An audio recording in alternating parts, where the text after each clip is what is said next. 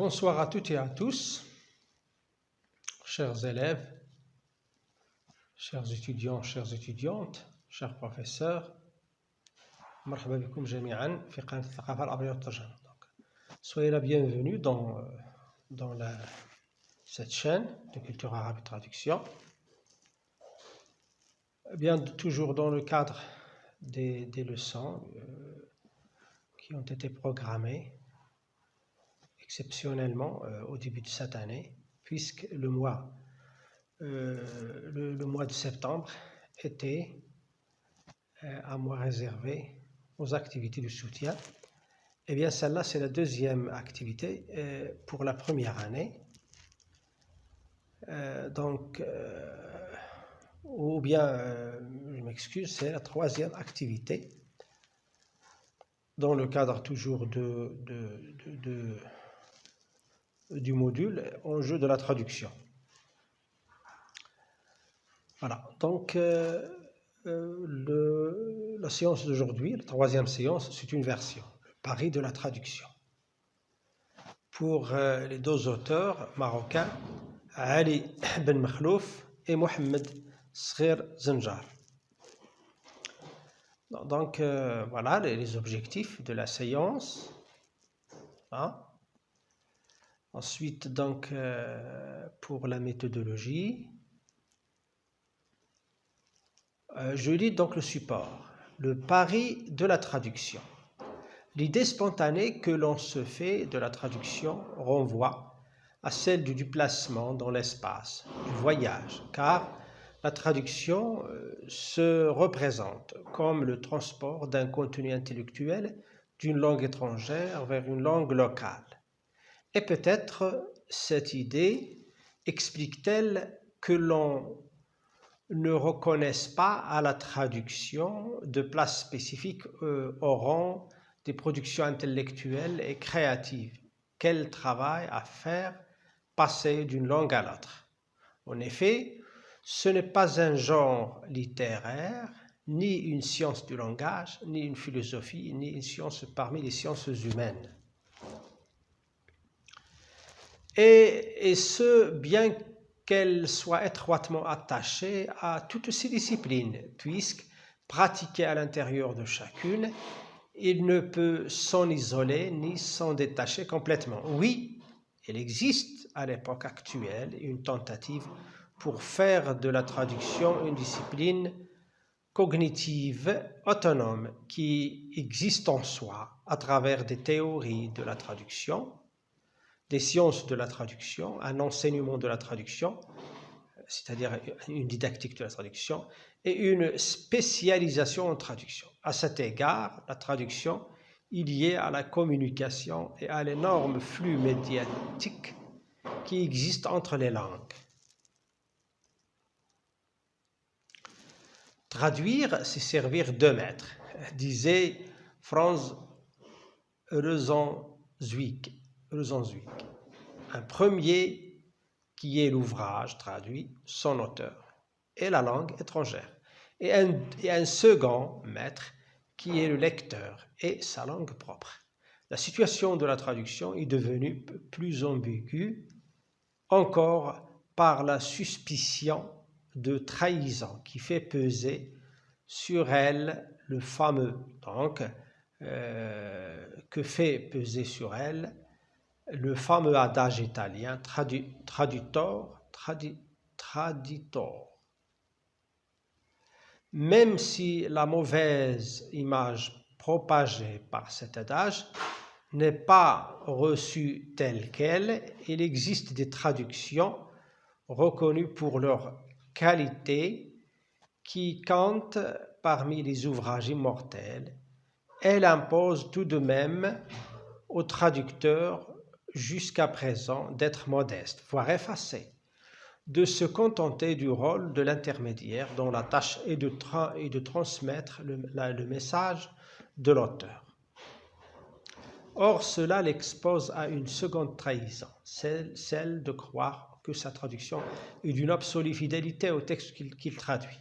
Là apparaît la nécessité de travailler selon une déontologie propre à la traduction, qui la protège autant que possible de tels dangers et lui permettent un éveil et une conscience critique permanente.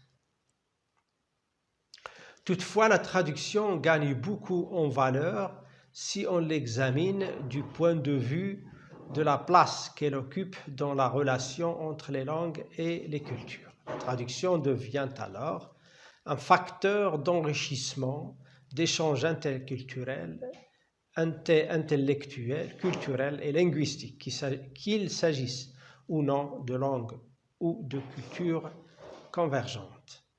Ali Ben Makhlouf et Mohamed Sghir Janjar, Philosophie en langue. Double page, 3031, édition rue d'Ulm, Paris 2014. Donc, la mise en situation, donc une petite question. Donc, les deux chercheurs marocains en sciences humaines, Ali Ben Makhlouf et Mohamed Sghir Janjar, dirigent une collection publiée aux éditions Le Fennec, Casablanca. Laquelle? Comment il est intitulé cette collection? Oui, c'est la collection Débats philosophiques. Voilà. Pour les auteurs, donc, comme j'ai déjà dit, ce sont des sociologues marocains. Ali Ben Makhlouf, il est né en 1959, professeur de philosophie à l'université Paris-Est Créteil et membre senior de l'Institut universitaire de France, membre titulaire de l'Académie nationale de pharmacie. Pour Mohamed Sghir Janjar, donc, il est né en 1956, donc il est plus âgé un peu que Mohamed Ben Makhlouf, contre eux, donc, trois ans seulement. Donc, ils sont de la même génération, voilà. Donc, Mohamed Sghir Janjar, donc, directeur adjoint de la Fondation du Roi Abdelaziz à Casablanca et directeur de collection des éditions de Fennec au Maroc. Les éditions, donc, la collection que j'ai évoquée il y a quelques instants. Voilà, donc, ça c'est pour la mise en situation. Donc, pour la composante énonciative, on remarque que donc, les deux locuteurs, donc les deux auteurs du texte, essayent de prendre distance. C'est-à-dire il y a donc la présence de deux auteurs dont le texte est explicite, elle n'est pas explicite. Pourquoi? Tout simplement parce que, comme vous le remarquez, d'après la lecture du texte, les deux auteurs prennent leur distance par rapport à leurs propos. Donc généralement, il y a de nombreuses méthodes linguistiques pour prendre sa distance par rapport à ses propos.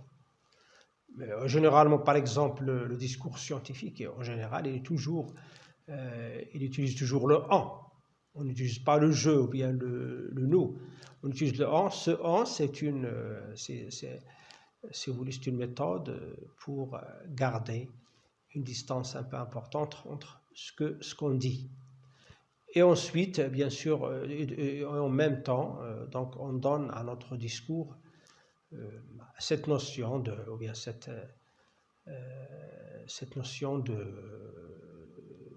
globalité, ou bien cette notion que le discours est de l'universalité, si vous voulez. Voilà.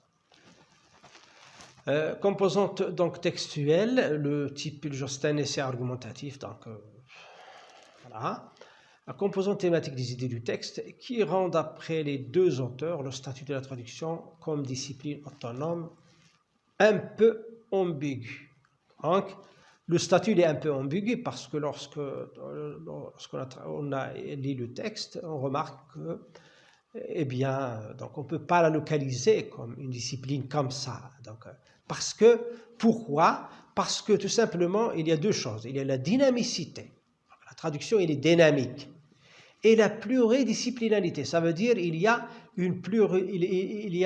transdisciplinarité entre de la traduction avec d'autres disciplines. Déjà, par exemple, la traduction, donc le linguistique, les théories de langue, etc. Voilà, donc on continue. Composante thématique, donc pour les idées du texte. Que préconisent les deux auteurs à la fin pour protéger la traduction? Ils préconisent une déontologie spécifique à cette discipline. Parce que ce qui rend donc une discipline bien cohérente, etc., c'est une déontologie. أدبيات المادة. أدبيات المادة. فالذي يجعل من مادة الثقافة العربية والترجمة مثلا مادة منسجمة هي أدبيات، والأدبيات يخلقها يعني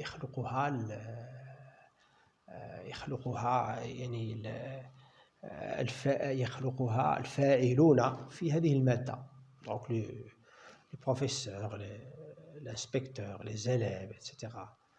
Tous ces gens donc font une ambiance spéciale, donc une déontologie de la matière. Où réside l'importance capitale de la traduction?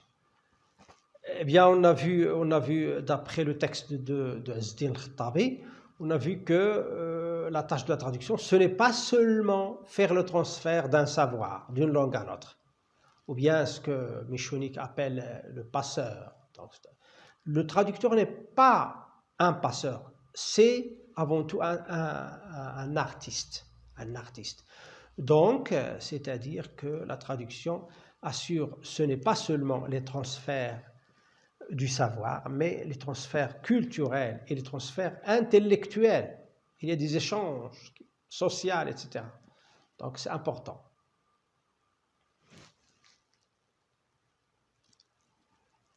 Voilà, donc on continue. Donc, voilà.